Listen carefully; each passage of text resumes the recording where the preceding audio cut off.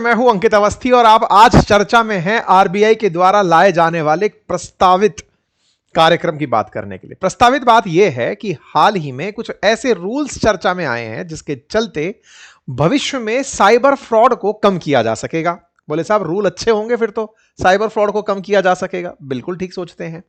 तथ्य यह है कि आप जब यूपीआई के थ्रू पेमेंट करते हैं तो आरबीआई का मानना है कि यूपीआई सक्सेसफुल है क्योंकि वो इंस्टेंट पेमेंट कराता है। देश ने बड़े सारे रिकॉर्ड इसके ऊपर बनाए हैं, महीने भर का ट्रांजैक्शन, साल भर का ट्रांजैक्शन, लगातार मतलब सक्सेसफुल की केस स्टोरी जो है वो सक्सेस की इसकी बहुत ऊपर है। लेकिन चैलेंज क्या आ रहा है इस समय पर कि यूपीआई के थ्रू फ्रॉड भी बहुत ज्यादा हो रहे हैं। लोग आपको फर्जी स्कैनर भेज करके, फर्जी वेबसाइट दे करके, आपको साइबर अरेस्ट करके तमाम प्रकार से पैसे लूटने का प्रयास कर रहे हैं। तो ये बड़ी चिंता बनी हुई है कि ये जो इंस्टेंट पेमेंट है इसके ऊपर क्या लगाम लगाई जाए। हेडलाइन बनती है कि आरबीआई प्रपोज कर रही है कि अगर 10,000 से अधिक का अगर पेमेंट देना है तो 1 घंटे इंतजार करना पड़ेगा। यह हेडलाइन जैसे ही बाजार में आती है कई सारे धंधे वाले लोग सर पकड़ के बैठ जाते हैं। क्यों पकड़ जाते हैं? क्योंकि कई बार ऐसी स्थितियां उत्पन्न होती हैं कि आपको अपने पेमेंट्स 10,000 से ऊपर करके कुछ सामान परचेज करना होता है। किसी शॉपिंग करने गए, 10,000 से ज्यादा का सामान खरीद लिए, तो अब आप 1 घंटे की कतार में बैठे हुए हो। आप सोचकर देखो कि आज जो यूपीआई के थ्रू पेमेंट्स तुरंत होते हैं उन पर तो बहुत बड़ी रोक लग जाएगी। जितना बड़ा आपने आज इतना बड़ा बंडर बना के दिखा दिया कि हमारे देश में यूपीआई पेमेंट्स इतने चल रहे हैं, वो तो एक ही बार में संकट में आ जाएंगे।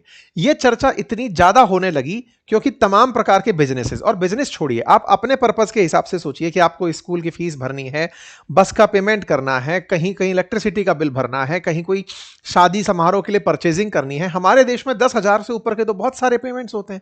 अब ऐसे में अगर पेमेंट्स 1 घंटे के डिले के साथ होने लगे तो एक बड़ी की बड़ी मुसीबत बन जाएगी। क्या यह नियम आ चुका है? नहीं। अभी क्या हुआ है ना कि आरबीआई ने इस तरह का, हाँ, और मर्चेंट्स के साथ जो दिन भर में पैसे लेते हैं उनके लिए भी कुछ रेस्ट्रिक्शन आ रही है कि 25 लाख रुपए से ऊपर आप ले नहीं पाएंगे। अगर ले लिए तो साहब आपके ऊपर 1 महीने का शैडो बैन लग जाएगा। ये तमाम चीजें ऐसी हैं जो फिलहाल आरबीआई के द्वारा अभी डिस्कशन पेपर के रूप में प्रस्तुत की गई हैं। 8 मई तक के लिए कहा गया है कि आप लोग जो भी इस बात को पढ़ें, क्योंकि एक डिस्कशन पत्र आया जनता के बीच में आरबीआई ने निकाला है, आप अपनी राय दें। और राय के रूप में उन्होंने आरबीआई की वेबसाइट पर यह discussion paper department of payment and settlement system, reserve bank of India के नाम पर डाल दिया गया है। कहा गया है कि आप इस पर अपनी राय दें, जो भी परेशानियां हैं वो बताएं, फिर उनको सबको ध्यान में रखते हुए आरबीआई कोई रूल बनाएगी।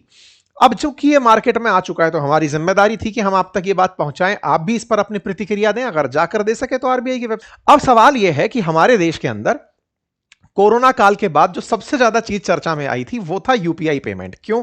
क्योंकि कोरोना में कैश ट्रांसफर से लोगों को डर लगने लगा, और उस समय पर नोटबंदी का जो बाद का लाभ था कि यूपीआई पेमेंट लेकर आओ, तब जाकर के लोगों ने कैशलेस पेमेंट करना सबसे बड़ा तेजी से शुरू किया। आंकड़े बताते हैं कि फरवरी 2026 में यूपीआई ट्रांजैक्शन 20.29 अरब थे और मार्च में बढ़कर के वो 22.64 अरब हो गए। मतलब महीने के अंदर करोड़ों ट्रांजैक्शंस का इजाफा हो रहा है और देश के अंदर ये ट्रांजैक्शंस लगातार बढ़ते जा रहे हैं। ये national payment corporation of India के आंकड़े हैं जो मैं आपको बता रहा हूं। अगर वैल्यू की बात की जाए तो मार्च में यूपीआई के जरिए 29.53 लाख करोड़ रुपए का लेन देन हुआ है। 29.53 लाख करोड़ रुपीस का, जबकि फरवरी में यह आंकड़ा 26.84 लाख करोड़ रुपए था। मतलब साफ साफ है कि अब लोग बड़े भुगतान के लिए या छोटे भुगतान के लिए यूपीआई का इस्तेमाल कर रहे हैं, तभी तो ये आंकड़े इतने पहुंच रहे हैं। मतलब प्रतिदिन आंकड़े अगर मार्च में उठाकर देखें तो 73 करोड़ ट्रांजैक्शन हुए हैं यूपीआई से। रोजाना ट्रांजैक्शन की बात करें तो 95,9243 करोड़ रुपए की जो वैल्यू है ना, वो रोजाना हमारे देश में यूपीआई के थ्रू ट्रांसफर हो रही है। ये बड़ा नंबर है और इसके अंदर लगातार इजाफा होता जा रहा है। मतलब ट्रांजैक्शंस की संख्या, वैल्यू में लगातार डबल डिजिट के अंदर वृद्धि होती जा रही है। ये आंकड़े आप देख सकते हैं, मिनिस्ट्री ऑफ फाइनेंस के द्वारा साझा किए गए हैं कि हमारे देश में लगातार वैल्यू बढ़ती जा रही है।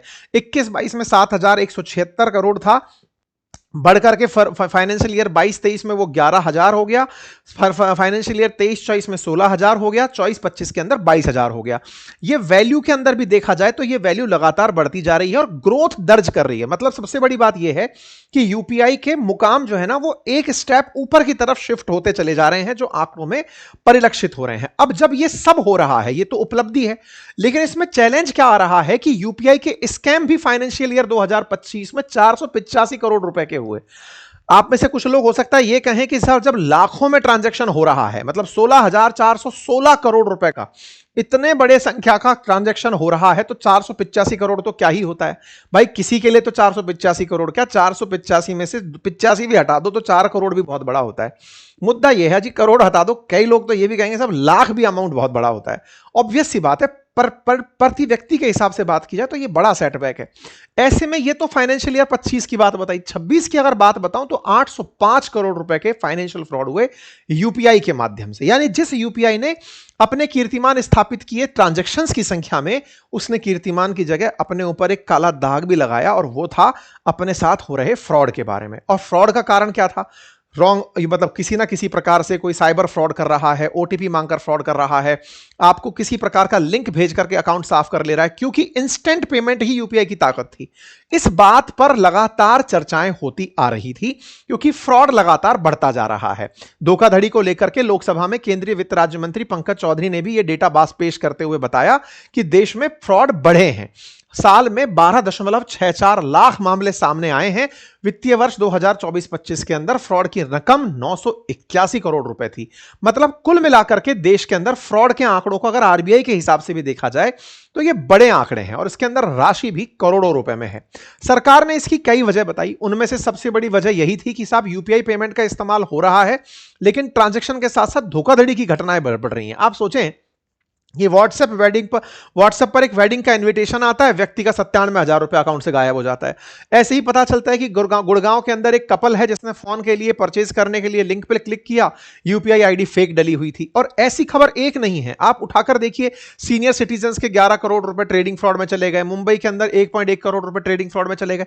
मतलब कुल मिलाकर के लोगों की बहुत सारी हेडलाइंस हैं जहां पर इस प्रकार से फर्जी यूपीआई से, या फिर यूपीआई का तरीका, यूपीआई तो सही था लेकिन फ्रॉड करके यूपीआई के माध्यम से पैसे ऐंठ लिए गए। इस बात को जब कोर्ट तक ले जाया गया तो यह फरवरी 2026 की कटिंग है, जिसमें कि दिल्ली हाई कोर्ट ने सेंटर से, आरबीआई से, एनपीसीआई से एक पीआईएल पर जवाब मांगा कि भाई कर क्या रहे हो आप, यूपीआई फ्रॉड से बचने के लिए हमें बताओ। दिल्ली हाई कोर्ट ने सभी संस्थागत जितनी भी चीजें हैं उनसे जवाब मांगा कि भाई हमें बताओ कि इसको रोकने के लिए कर क्या रहे हो, प्रयास क्या हो, क्योंकि केवाईसी में यह मांगा गया था कि सर ऐसे होता रहा तो हम समाधान क्या करेंगे। तो इसी के लिए आरबीआई ने अपने पैनल से पूरी जानकारी उठवाई कि लाओ भाई सभी लोग अपनी अपनी बातें बताओ।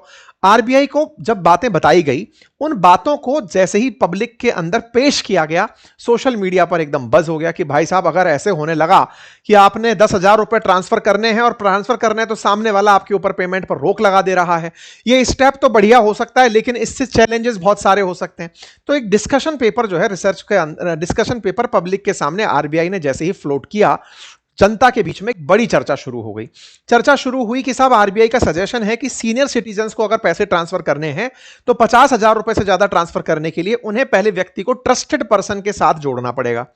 दूसरा, जिन्हें ट्रांसफर करना है ज्यादा अमाउंट 10,000 से ज्यादा, उन्हें व्हाइट लिस्ट करना पड़ेगा कि चलो भाई इसको व्हाइट लिस्ट कर दो क्योंकि इसे 10,000 रुपए से देना है। और अगर गलती से पता चले कि ट्रांजैक्शन मेरा हैक हो रहा है या कुछ गड़बड़ हो रहा है तो बीच में ट्रांजैक्शन को रोकने के लिए किल स्विच दे दिया जाएगा, बटन दबाया ट्रांजैक्शन बीच में अटक जाएगा। इस तरह के कुछ रोचक अंदाज इसमें दिए हैं। कहा गया है कि 10,000 के पेमेंट को 1 घंटे होल्ड किया जाएगा, बुजुर्गों के लिए 50,000 पर ट्रस्टेड पर्सन मंजूरी होगी, और अकाउंट हैक होने पर किल स्विच तुरंत बंद कर सकेंगे, ऐसी सुविधा दी जाएगी। आरबीआई ने अपने रिसर्च पेपर के अंदर जो डिस्कशन पेपर जनता के सामने रखा उसमें यह सब बातें कह दी। अब जब ये बातें बाहर आई तो लोगों ने कुछ ने तो अप्रिशिएट किया कि बहुत अच्छी बात है भाई साहब, बुजुर्गों के पैसे बचेंगे। अगर वो एक पर्सन को एज ए ट्रस्टेड पर्सन जोड़ के चलेंगे तो उससे पूछ लेंगे कि यार देखना ये ट्रांजैक्शन फर्जी तो नहीं है। दूसरा, उसके बाद में अगर वाकई में किसी को पेमेंट लग रहा है कि गड़बड़ हो रही है तो वो किल स्विच दबाकर उस पेमेंट को रोक सकेगा। ये सुविधाओं की तारीफ होने लगी। चिंता जो सबसे ज्यादा हुई वो 1 घंटे के होल्ड पर हुई कि यार अगर 10,000 से ऊपर देना है किसी को तो भाई 1 घंटे का होल्ड बड़ी दिक्कत खड़ी कर देगा। माना कि वो ट्रांजैक्शन के अंदर एक रोक लगाकर उसकी धोखाधड़ी को रोक देगा, लेकिन सुविधाओं में भी तो दिक्कत खड़ी कर देगा।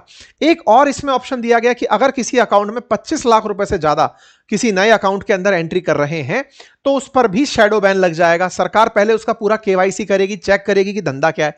अब ऐसे बहुत सारे हमारे भाई हैं जो कि सीजनल काम करते हैं, उनके किसी किसी सीजन में जबरदस्त सेल होती है, पैसा जबरदस्त आता है। अब अगर उनका धंधा बीच में अटक गया 25 लाख से ज्यादा आने पर, तो तमाम प्रकार की दिक्कतों की चर्चाएं होना शुरू हुई।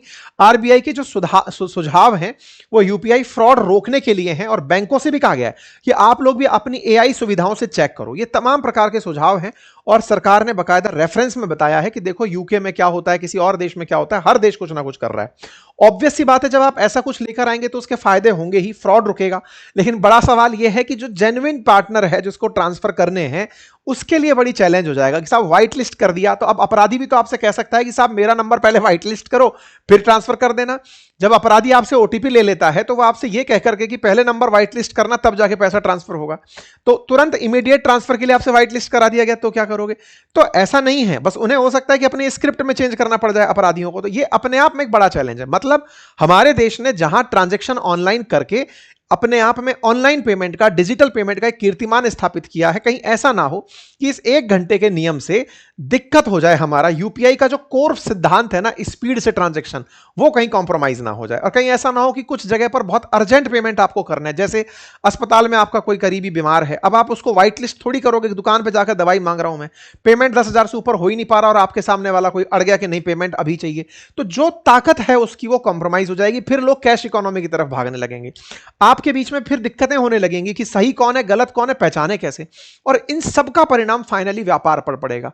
जबकि फ्रॉड जिससे रोकने के लिए आप ये काम कर रहे हो इतनी बड़ी इकोनॉमी में, उसके लिए ये बड़ा आसान है कि मुझे तो बस थोड़ा सा नियम और बदलना है, अपने आप को व्हाइट लिस्ट करना है। ये सारी वो चीजें हैं जिससे दिक्कत खड़ी हो सकती है। तो आरबीआई ने जो बातें रखी हैं उन सब पर अब चर्चाएं तो आप और हम कर ही रहे हैं, क्योंकि अल्टीमेटली चर्चा के लिए आरबीआई ने यह लेटर जारी किया है ताकि आप और हम चर्चा कर सकें। लेकिन हाँ, यह भी सही है कि आरबीआई पहले इस चर्चा को जब आपसे ले लेगी, सबमिट कर लेगी, उसके बाद ही रूल बनाएगी। इसलिए ज्यादा से ज्यादा विमर्श और आपके मेरे बीच में होना जरूरी है कि ये 1 घंटे का व्यवधान हमारे बिजनेसेस में कहीं दिक्कत खड़ी ना कर दे।